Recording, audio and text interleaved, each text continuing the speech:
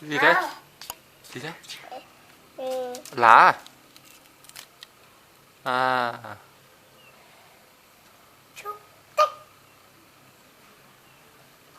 Chị làm mặt xấu đi, mặt xấu. Ui giời. Sao chú không chùm ấy? Làm lại đi chị. Làm mặt xấu lại. Lên đi rồi. Ăn gì đó? Tự quay video. Quay nhà đi.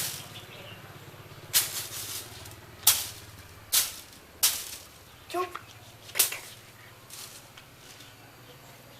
chụp nhanh đi. Quay video mà cháu. Xem nó thành một đoạn phim.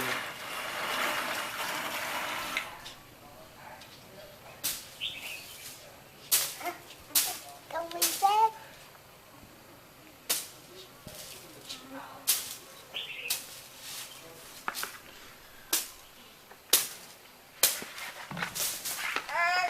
Xuống lấy. Xuống lấy. Chị xuống lấy. Xuống lấy. Đây, kéo lên, chị kéo lên. Thôi xuống lấy, cầm đằng kia, đằng ngay bẩn. Đi xuống cầm đằng chỗ chị. Đấy. Yeah. Yeah, yeah.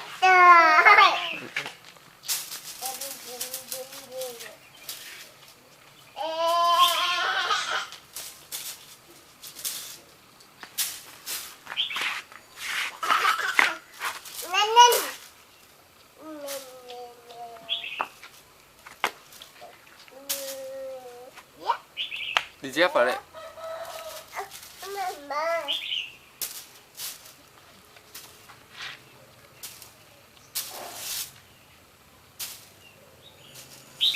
Quét đi. Chị bảo bẩn đấy.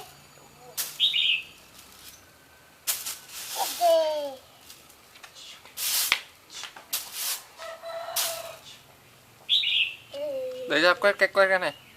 Ra quét cái này. Chưa. Chị cầm bóng này.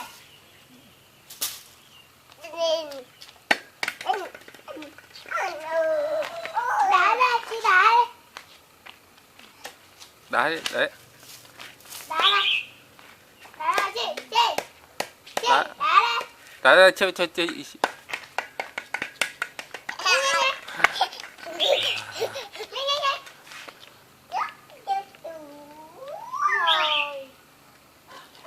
Đấy, đá đi. Đặt xuống.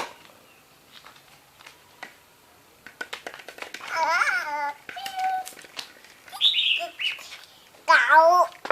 Đây, cậu đây.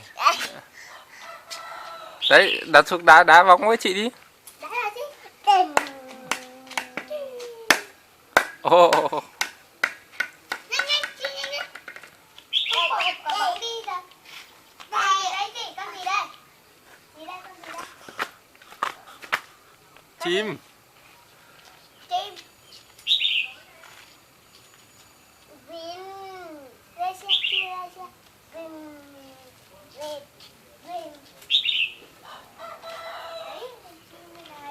Thôi em ra đấy nó ấy đấy. Đứng đấy thôi. Ra vườn ấy đấy, dặm đấy, cứ ấy đấy. Ở chỗ đường đi mà.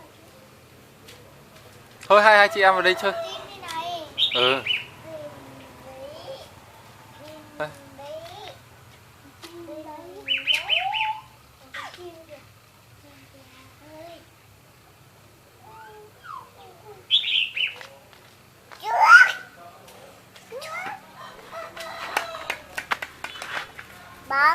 Bóng ra mất rồi.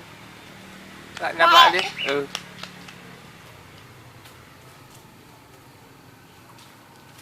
Đá đi cho cậu này. Đấy, đặt xuống, đá đây.